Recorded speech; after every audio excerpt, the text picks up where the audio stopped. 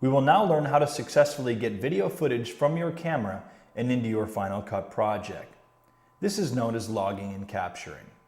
Before we begin doing this, however, we must first create a storage bin in which to store our footage. This bin will reside in the browser window. So let's go to the browser and highlight it by clicking into an empty area. Then we go to the File menu and highlight New and then select Bin. I like to just use the shortcut for this function, which is the Command key and the B key. Now go ahead and name your bin. After doing this, hold down on the Control key and click on the bin. A menu will come up. From this menu, highlight and select Set Logging Bin. This ensures that all clips that you are about to log and capture will end up here. It's good to start getting used to placing different clips for different scenes in their own bins. Otherwise, your browser will quickly become cluttered, and it makes it easier later on when you're trying to locate certain clips. You will quickly see the importance of good organization in Final Cut Pro. Let's open up and take a look at the Log and Capture window. You can do this by either going to the File menu and selecting Log and Capture from its drop-down, or by simply holding the Command key while pressing the number 8 key. You should now be looking at a window with color bars and some buttons on the left side, and an area for entering data topped with 3 tabs to the right side of the window. This left area is where you will actually view the footage that you would like to perhaps capture. The right side is where you will enter data for the clip, like its name or the tape that it was captured from. You can also view and modify capture settings here as well. You'll notice that the Log and Capture window looks similar to the Viewer window in that it has familiar controls. You should be able to rewind, fast forward, and play clips in the same way. Try either clicking on the play button or simply hitting your spacebar. Video from your camera or video deck should soon be seen playing in the capture window. While your footage is playing, you'll notice the timecode moving in the top left-hand corner of the Log and Capture window. This timecode tells you where you may find various scenes on your tape, as well as informs Final Cut of where you might like to begin and end capturing a clip. It's now time to capture your first clip. Start by simply playing or scrubbing through your footage until you've located an area that you'd like to make a clip.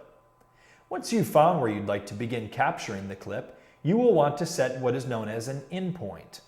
This will tell Final Cut exactly where to begin capturing when the time comes. Now, I always like to give myself a good 5 seconds of leeway on both ends of my capture, so you might consider doing the same. That way, later on, if you need a little extra time, you might be able to extend the beginning or end of your clip. To set your endpoint, you can do one of the following 3 options. The first is to go to the Mark drop-down menu and select Mark In. You can also simply click on the I key of your keyboard. Thirdly, you may also select your endpoint by clicking on the Mark In button, which is located towards the bottom left corner of the window. You'll notice that once you've selected the endpoint, its precise timecode will show up in the rectangular area to the left of the Mark In button. You can also manually adjust a clip's endpoint by simply typing into this field and hitting Enter. Now continue viewing your clip and decide where you'd like it to end. This is where you will be telling Final Cut to end capturing the clip. It's known as the out point, and it is selected in much the same fashion as the endpoint was. You may go to the Mark drop-down menu and select Mark Out. You can also simply click on the O button of your keyboard. And lastly, you can click on the Mark Out button, which is towards the bottom right of the window. Once you've made your out point, this timecode will also show up in a rectangular field. This one is located to the right of the Mark Out button. Now let's take a look at the right portion of the Log and Capture window. There should be 3 tabs, starting with the Logging tab and ending with the Capture Settings tab. After making sure that the Logging tab is selected, we can begin typing in crucial naming information for our clip. You'll notice at the top is a log bin area. This should have the name that you gave to your bin. Remember earlier when you highlighted the bin and selected Set Logging Bin? Well, this is where that information went to. It basically tells you that the clip you're about to log and capture will end up in the proper bin. In the Reel field, type in a name or a number that is to be associated with the tape that you are capturing the clip from. I generally number all of my footage, and this is where I'll designate that number. This is helpful later on when you want to know where certain clips came from. Instead of manually having to go through all of your footage again, you'll be able to simply look at a clip's properties and see the exact tape where the footage came from. Skip down to the description field. Here you will essentially name your clip. I know it seems odd that you wouldn't do this in the name field, but you'll see why in a moment. Try and keep your description to a minimal amount of words. Shorter clip names are just easier to work with. The scene field is where you can type in a specific scene that you might be editing. This is helpful if you're editing a longer piece with multiple scenes.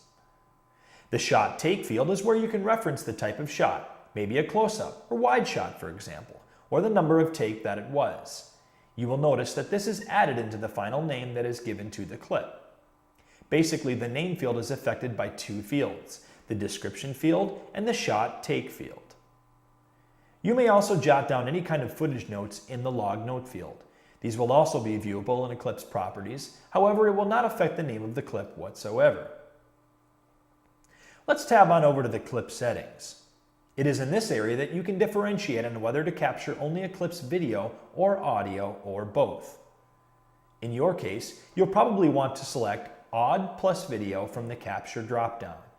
The audio format dropdown should have Channel 1 and Channel 2 selected, as your camera source most likely will have recorded both channels. You can play around with these later on if you'd like. Now let's go on to the Capture Settings tab. You'll find information that was previously selected when we looked at the system settings and audio-video settings. You can select a different drive to capture footage to simply by clicking on the Scratch Disks button.